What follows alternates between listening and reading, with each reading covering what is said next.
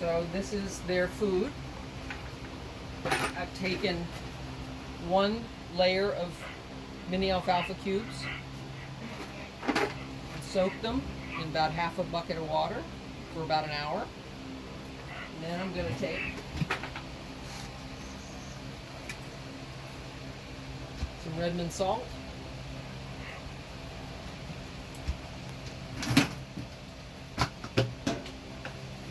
and 1 cup of rice bran. Mix it together, and this is Chocolate's food.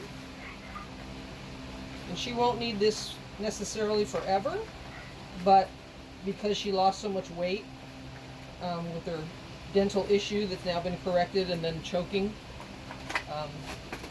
about 3 weeks ago, she does need it to get her weight back on. So these teff pellets are what I'm giving Sophia to give her something with no sugar, just so I have a way to catch her. I'm doing 2 literal handfuls.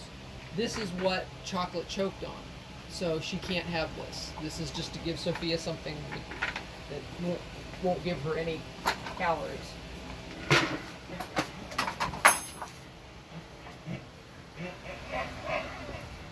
So they've got to have a routine.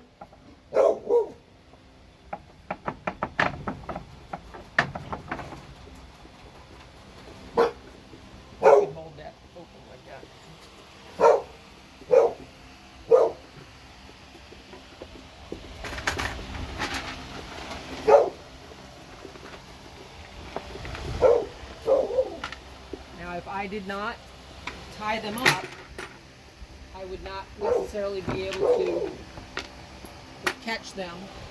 Okay, Piglet. It's okay, darling. Good girl. So they're both tied up. Now, if someone has a stall, you don't need to tie them up, but they need to be contained. We don't worry about that. We'll go back out. They need to be contained because otherwise they're going to leave. And so she has to be contained away from Chocolate, or she would eat all Chocolate's food. So now they're used to being tied up every day. And so then when they're done eating, then I'm going to groom them and show you their daily care. But they're great about being tied, and they'll stay tied. And you can even tie them short, and they're fine. They tie really well. And this is our routine that we do every day. Hopefully whoever gets them will have stalls, and they can just go in stalls, and then you don't have to worry about tying them up. I leave the rope halters on them because I would not be able to necessarily catch them when I wanted to without the halters on. Again, if they go in stalls, you're not going to need to leave the halters on because you'll be able to halter them in the stalls. And of course, the rope halters work much better than nylon halters. 1,000,000% better, because the nylon halters make them dull, and they can drag you and pull with nylon halters, and they can't so much with rope halters. They're lighter, and they're a little bit sharper when you put the pressure on their pole. And we've been working on learning to lead, along with learning to pick up our feet consistently. Their feet were horribly neglected because they couldn't do them. The farrier, they wouldn't allow the farrier to do their back feet especially. And the reason is because 1, they had nylon halters on them. 2, they never handled them except when the farrier came once every 2 or 3 months. So they never got handled, they never got haltered, except when somebody was going to do something to them. And they didn't tie them up. And I found when you tie donkeys up, they're completely different. Their behavior is completely different when they know they're contained, when they're in a stall. They're completely different. But they're so strong and they're so smart that if they don't want to do something, they just leave. They just walk away, and you can't stop them because they're so strong. So they do need stalls to be separated in. Then the halters can come off. These halters rub their noses, and I don't like the way they rub their noses, but it's only routine that works here with no stall, and having to tie them up to groom them and catch them. And it's not that I would necessarily need to tie them up every day to groom them, but I have to separate them anyway for feeding. Have to keep Sophia from eating Chocolate's food, and it's the routine. This is daily. They get contained daily. They got go to stall to eat, get contained daily. So it's part of the routine, and it's not just when I want to do something to them, because they really resent. Donkeys get so resentful. If you do something to them, they get easily offended and they get resentful, and they just leave when they don't want to do something. So their feet were done by Casey LaPierre, and we have a video to send you, a video link of that trimming session. Sophia's feet were so neglected that instead of her feet being on her sole like this, she was walking on the back of her ankle. So her heels had gotten half the length of her foot was the heel, and she was walking on the back of the heel bulbs on the back of the ankles. So she's had 2 trims by Casey LaPierre. He's one of the best in the world, and very hard to get him. I had to beg and plead and wait 3 months. But they've been done by him twice, and so if you look at her back feet, you can film her back feet. Her feet are perfect now. Her angles are perfect. They're in perfect condition, and all they need now is just regular trimming. She's got a little bit of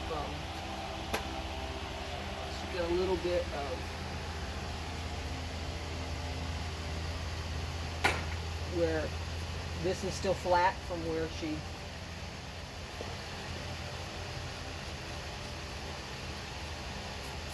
was walking on this. The sole is coming back, so this heel shouldn't be so long, but this is the leftover results of her walking back here for so long. How he was able to change this is just absolutely miraculous. You can watch it on the video, but my farrier had done them, and my farrier couldn't do it. He didn't have the knowledge because it was so extreme.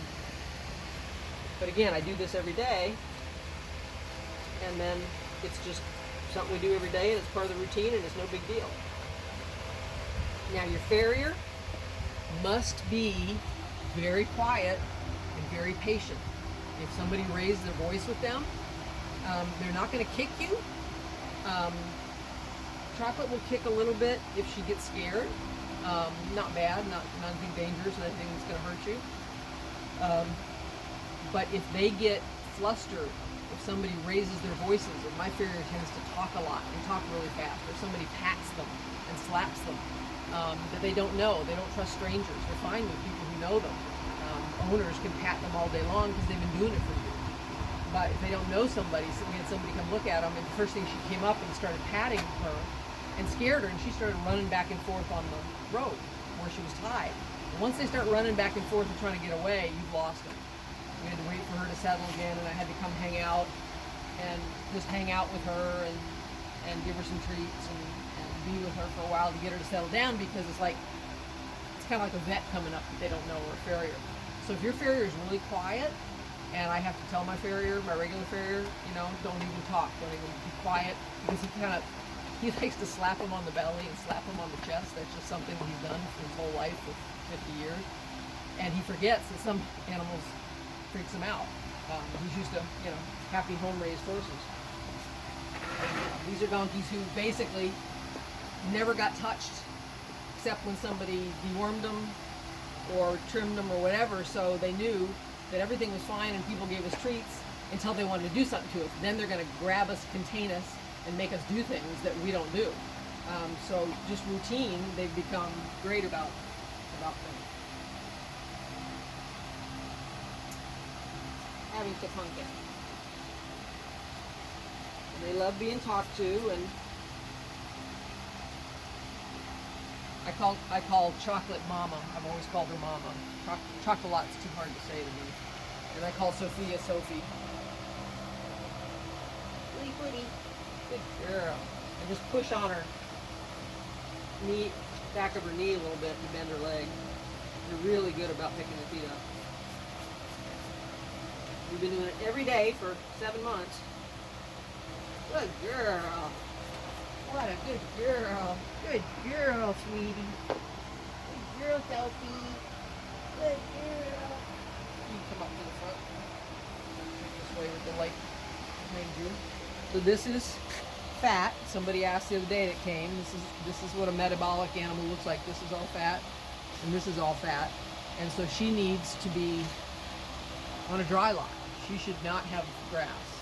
Maybe just maybe 12 hours a day and be locked up the rest of the time, whereas Chocolate does need grass and or hay, either one.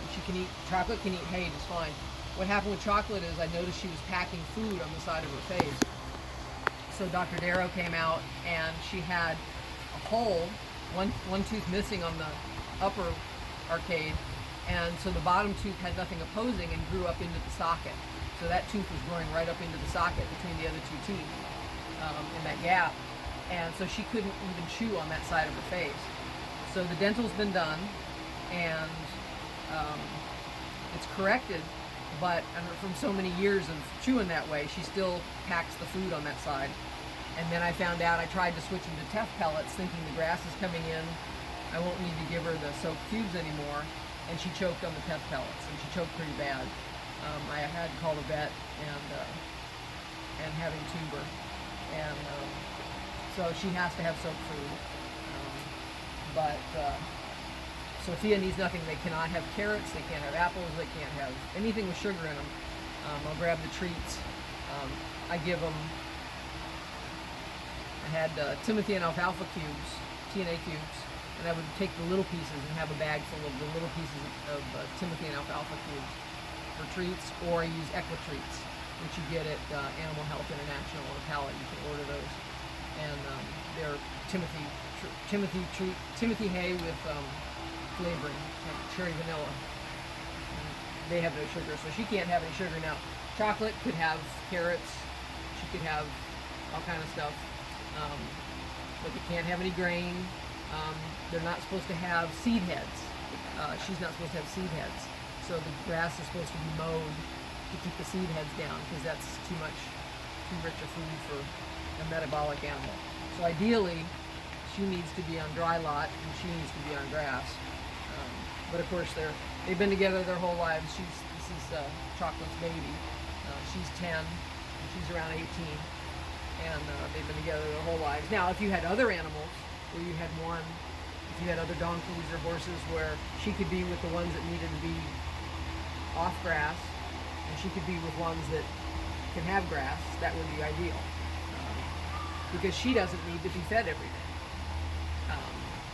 I would contain her and lock her up and either tie her up or put her in a stall to handle her, but she doesn't need to be fed at all. And eventually Chocolate may not need to be fed. It's just because she lost so much weight because of the dental issue and the choking up. She probably lost 40 pounds the day she choked. She's from the stress of choking. That's a good girl.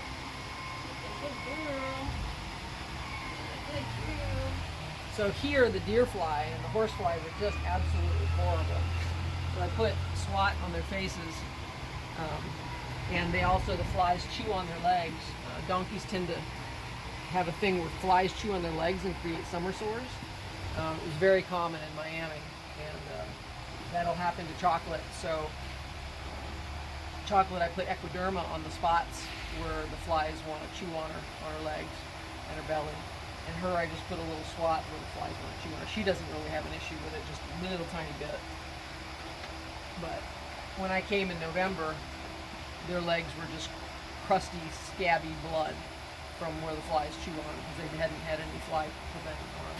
I would never spray these guys with fly spray. They would not. They've never been fly sprayed. I think I tried once. I would spray it on a cloth and wipe the spray on them.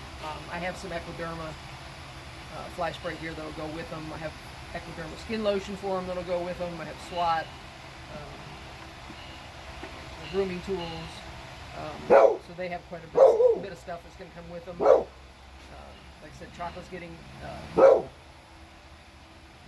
Piglet, Timothy and alfalfa, mini cube, and she's getting Teff pellets, which come from Tractor Supply.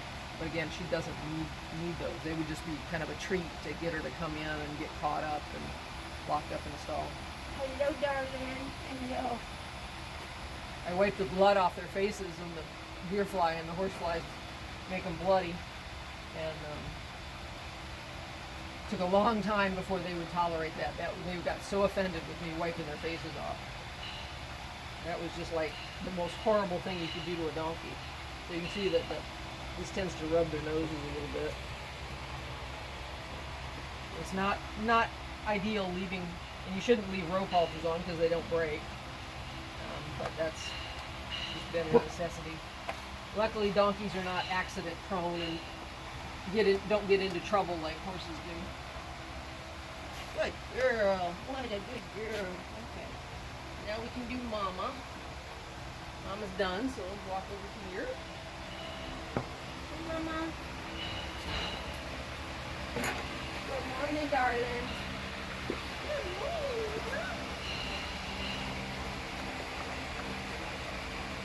The other day I got too much swat on her face, and so I'm not putting any swat on her face. What a good girl. What a good mommy. So she's got a little scab starting right there. She had a little scab there, and that's from the flies.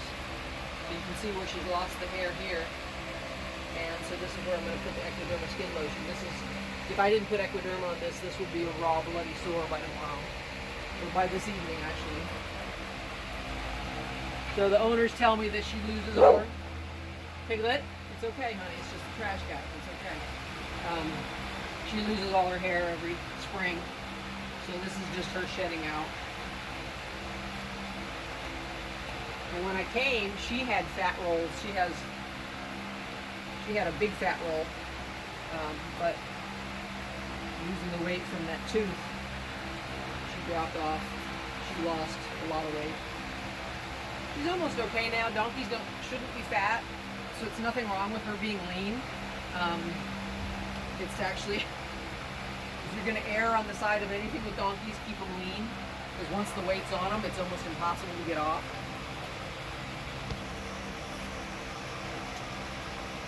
And of course, it's rare even that donkeys get teeth issues, too.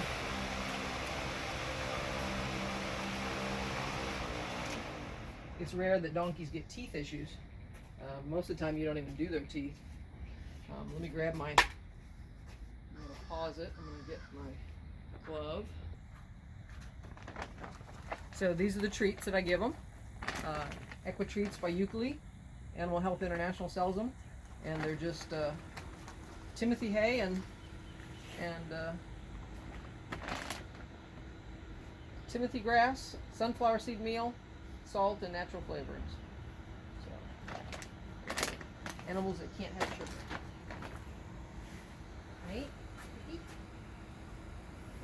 So she can chew these. They're a little bit softer than the tough pellets.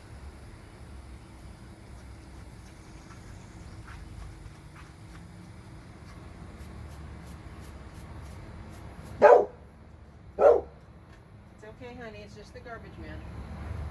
You're a good guard dog. No garbage men are ever going to get us. It's okay. Good girl. Good girl. Good girl. I always say good girl like this because she got a little bit kicky with this back foot for a while. She got a little resentful for a while about me doing this one for some reason.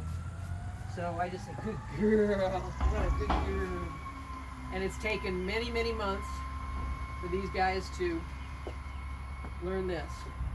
Because they never moved away from pressure. They didn't lead. So she still doesn't move away from pressure on her butt, but Sophia does. And it's just amazing now that I can actually, no, don't eat the cookies. Those are donkey cookies. Donkey cookies. No. So this is just absolutely spectacular. I can just touch her really lightly with my fingernail. I never thought in a million years I'd get this donkey to do this. You physically couldn't move her. Can you move over, please? Can you move over? Sweetie? I want to show them how nice you move your butt. Good girl. Good girl. Good girl. You get a treat for that. That's just, I mean, it's literally like trying to move a 18-wheeler. Could not do it. I could not physically make her move. Tip her head and sometimes get her to move, but she didn't do that at all. Right? I need another one. I need another one. She's a little bit of a land shark. She'll grab and bite you because she gets so enthusiastic. So these sores on her forelegs start so subtly. So they just started because I did them yesterday morning, but I didn't do them last night. And if your flies are not as bad, it might not be the same, but this place is so swampy and so buggy that it's really bad. If you're not a mosquito-y, buggy, swampy place, these guys might not require all the skin stuff that they require here. This is just a horrible spot. Let's see if you can come up close and get a picture of what this looks like right here. So this spot right there is worn away, and the hair's gone, and there was a spot right there where I got the hair growing, and that's what's going to become a sore if I don't put the equiderma on it. So I'm just going to rub the equiderma in really well. I can't put it super thick because then it gets gunky. But this will keep the flies. And there's another one actually on her knee on the other side. And then there's 2 spots on her belly. One right there. Keep the equiderma on. I could put a little swat on that too. And then the belly button. The flies will chew on that if you don't keep it covered. Good girl. What a good girl. You're such a good girl. When I was teaching them to pick up their feet, I was just constantly, good girl, what a good girl, all the time. Just constantly. To reassure them and so now I can be quiet, but when you're getting to know them, so like there's scabs on her, this is all scab right here. So that's why she's touchy on that, and that's just happened in one day. And again, if you're not in a swampy place, you might be fine. She's also, her shoulders also get scabs on it. But there's a scab right there, that's what she was reacting to, and that's from flies chewing on her. But I don't put the swat on there because the swat is so greasy that it gunks up the hair and the skin, and then the hair won't grow back in. So the equiderma lets the hair grow back in, but doesn't gunk it up. Like I put way too much, the other day when you were here, I put way too much swat on her face. I wasn't paying attention. So I'm gonna be careful about just the fact she's let me do this. They would never let me do this. This pissed them off so much. So I'm gonna put a little bit of swat. And again, if you don't have the horse flies and deer flies from hell, you won't need to do this with them. But if I don't do this, they are just solid crusted blood from the deer flies and the horse flies. They're so bad here that when the horses were here, they would just run, and even these guys run and run and run and run because they were being attacked, and man, when they bite you, they hurt so bad. Here, the flies are kind of bad here. I just put a little bit in her. They tend to get on her here. Now do your face, and then we're all done. And then we're all done. What a good girl! What a good girl! You're so good. You're such a good girl. She's still got some on her head, and I just kind of go lightly over her ears. Just a little bit of scab right here, but again, if I put too much on, gunks it all up, and then the hair mats and the hair falls out because it's too greasy. I'm going right back there. What a good girl! You're so good. I'm so proud of you. I'm so proud of you. I'm so proud of you. It's just mind-boggling how good they are. When Casey did their feet got done, they got dormosodan paste. Oh, that's the other thing I do. So dormosodan paste goes in their mouth. Well, these guys, even tied up, I would not have been able to get a tube medicine in their mouth, deworm or whatever, because they just leave, and then they'll just knock you down. So what I do is there's dose syringes that are coming with them in their groom box, and I get baby food, carrot baby food, and I fill the syringe half full of carrot baby food, and then I don't have any right now, but they smell it.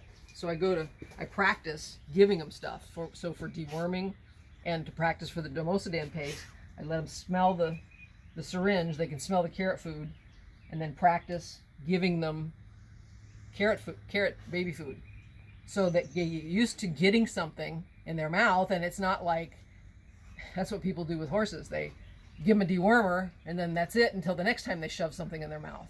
So they're like defensive and bracing and everything like that. And these guys would never let you do it. And I had to be able to get the dormosidin paste in them for the farrier to come and for the vet to come to do her teeth and give it an hour before. So I had to get it in them. And so I practice for a week beforehand, a couple weeks beforehand, of giving them carrot baby food. And then they see the syringe coming. It's like, yay, the syringe is coming. We're getting carrots. And even though she's not allowed to have carrots, I do it for training. You could use applesauce or whatever, but I do it for training, and they love that. So they're getting the dose syringe. They will go after dogs. She let her come underneath her, but they will attack dogs because that's what donkeys do. They attack predators, so you have to be careful if you have dogs. These guys are not bad. My dog is out with them all the time, but they don't tolerate her too close. Like she walked under her, she went, hey, you're not supposed to be there. They will chase her, but they won't. I've had donkeys that hurt my cats and hurt my dogs, stomped on them. But these guys won't do that, but they won't tolerate them necessarily getting up under them. They'll drive them away, but they won't stomp them. They just drive them away. So let's see, anything else? I think that's it. You're a very good girl. You're a very good girl. Yeah, see, very good. Oh, forgot one thing. When you give them treats, you never give them treats like this. If you give treats like this, you're teaching them that you're just going to shove food in their face, and then if they want to turn around and leave, they can turn around and leave. You never give treats unless you're on their shoulder, at their withers. And this is where horses greet other horses, is at their withers. And this is where they show affection and groom each other. You are now in their line of vision. When you're up here, they don't even have to see you. They don't have to look at you. So people give them a treat here and then go try and catch them and put a halter on them, and they leave. So the only place they get a treat is at the shoulder. Then they have to come to me. I don't shove the food in their face. I show it to them, and they have to bend around and come to me. So what I'm teaching is you have to do something to get the treat. So people just shove the treat in their face, and they just imagine what would a kid be like if you just shoved the candy in their face and the treat in their mouth and didn't make them sit politely and not go, I want that, and grab. And you've seen kids who do that, grab on their mother and claw up their mother and stuff like that, and then they get the treat. So they have to learn. So I'm teaching and I'm conditioning that to get a treat, I ask you to do something, you do it, you get rewarded. So a treat, you're teaching them how to learn, and you're teaching them that things will be asked of you and expected of you, and you will be rewarded, and you're teaching them that you do something for me when I ask it, and it's a positive experience. So I always come into the withers. I can put my hand up here to let her see it, and then I draw her head back. She has to come to me. Good girl. I know, you want the cookie too. So what happens is, what people do with horses and donkeys, whatever, they give them treats. I'm coming this way. We move over. Look at that. Can you move your butt, please? Move your butt. Good girl. What a good girl. What a good girl.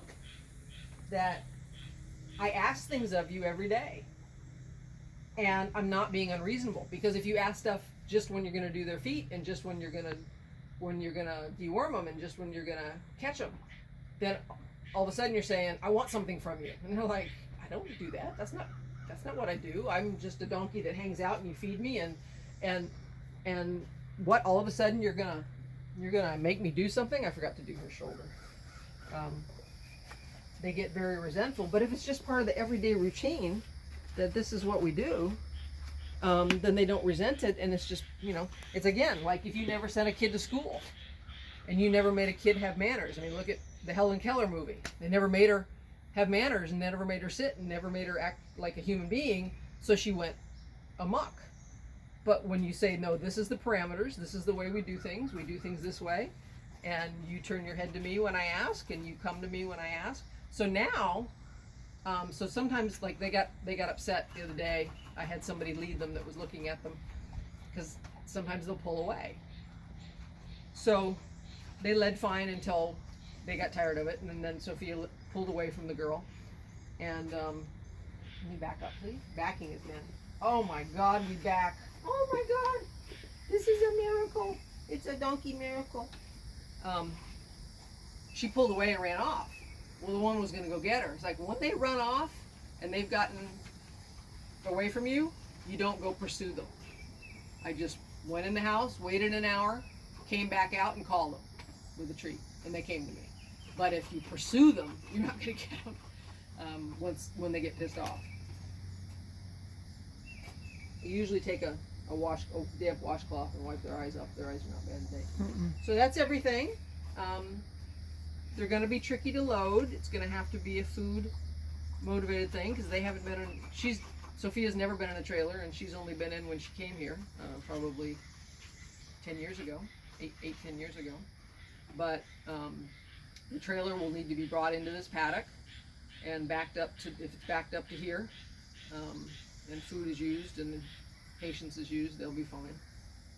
But they trust me now, and we've been practicing leading, and we've been practicing doing things, and so they realize I'm not unreasonable, but they could get scared with strangers. You have to earn their trust by being their daily feeder and the person that is there and handling them routinely, and they don't trust automatically. These are not like horses who are home-raised horses who've been handled all their life. They've been basically out here and ignored, except for people coming up feeding them treats, and trying to grab them and do stuff to them when they wanted to do their feed or deworm them. So I think that's it. That should be it.